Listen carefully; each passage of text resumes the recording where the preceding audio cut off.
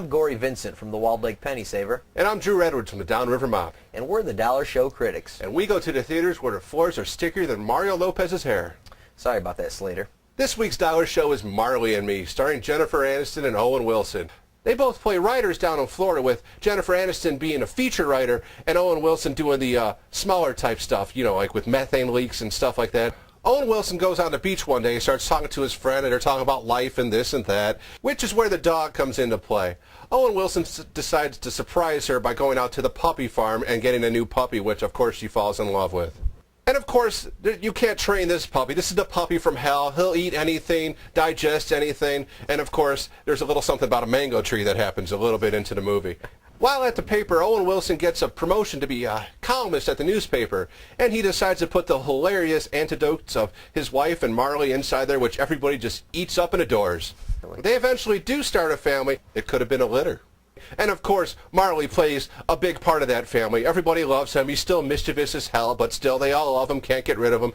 But they do go through their little spats of where he eats this, lays a load down here, pisses over there, might do this, might do that. But it's still a pretty good movie. Yeah, Drew, you know, I was surprised to find I actually liked this movie a little more than I thought I would going in. This is one of those movies, yes, it's sappy, I mean, some of the family things, you know, but it was real, you know. I mean, the dog, there's no sensational things that happen with the dog, although there is an incident with Kathleen Turner playing a dog trainer that's pretty funny, huh? V.I. Wachowski. But overall, like I said, I was affected by the movie at the end. I got to admit, I felt a little teary. I mean, I didn't actually cry, but it affected me. You know, we've all had that pet that you love, and it might be a bad dog sometimes, but you grow old with it, and then when it's time for you to make that decision, you know, do we, you know, all I'll say is, you know, bring the tissues, because I heard more sniffles at the end of this thing since that one Christmas Eve when my whole family got the flu all at once. Yeah, I had a lump in my throat, too. I thought it was just by phlegm, and it was.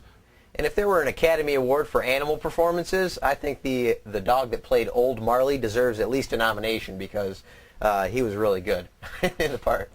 But what would you say? It was Marley and Me. I mean, is this movie worth $1? I'd say it's sort of worth $1. I mean, there are good points about it. Jennifer Aniston's nipples do show up more than once, and she is on all fours at one point as well, which makes it a little bit more enjoyable for me. It's a family movie, though. We should mention there's nothing objectionable in this movie. The kids will like it. Like I said, you will be saddened by it. But I agree with you. I'm going to say this is sort of worth $1. I mean, if you're a fan of these kind of movies, if you like these kind of family movies with families and dogs, Jennifer Aniston, if you like those kind of movies, then you're probably not going to be disappointed. Two sortas for Marley and Me.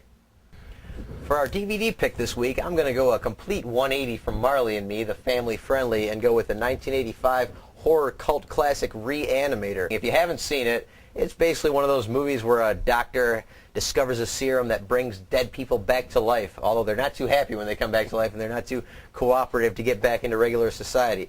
But the real hook of this movie is just his outrageous over-the-topishness all the way through. Over-the-topishness? Is that a word?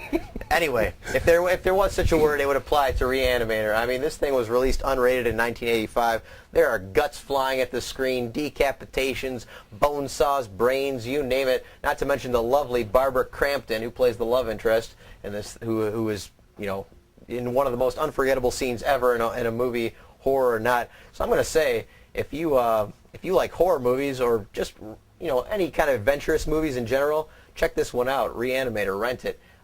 Anybody who kind of doesn't like to be offended easily, you might as well go see Marley and Me. You'd be better off. Yeah, this movie wasn't too bad. It's a little different than what I really expected from it, but what was I expecting? It's a sci-fi movie, but still, it did have the gratuitous blood and guts. It did have a couple breasts in it, too, which wasn't too bad. It made the movie a little bit more enjoyable. Always. The morgue security attendant. This is the kind of movie where the guy who guards the morgue smokes cigars and reads Boudoir magazine. Yeah, he seemed like he was having a good time. And he never seems to be there when any of the shenanigans are going on in the morgue, which, by the way, there's more things going on in the morgue at this medical school than, I mean, don't go there. There is in the lobby. You're probably going to end up dead or a zombie or both. No, the best part I saw is that when the one guy got reanimated and his large intestine came out and went around a guy like a snake. David Gale gives a juicy performance, we'll say, as the bad head doctor of the school whose head winds up doing some very unpleasant things, we'll just say. Yeah, they seemed pleasant for him. He was enjoying it. I'm sure he had a good time making this movie, and you'll have a good time watching it, too. And we'll be back next week with another Dollar Show and another DVD pick. Until then, we're the Dollar Show Critics, and we'll see ya. So yeah, I mean, what do you think about Reanimator the second? I know you saw it years ago. Just a crazy movie. They went balls on it and everything, it seemed like. They did. What I like is the fact that they didn't pull their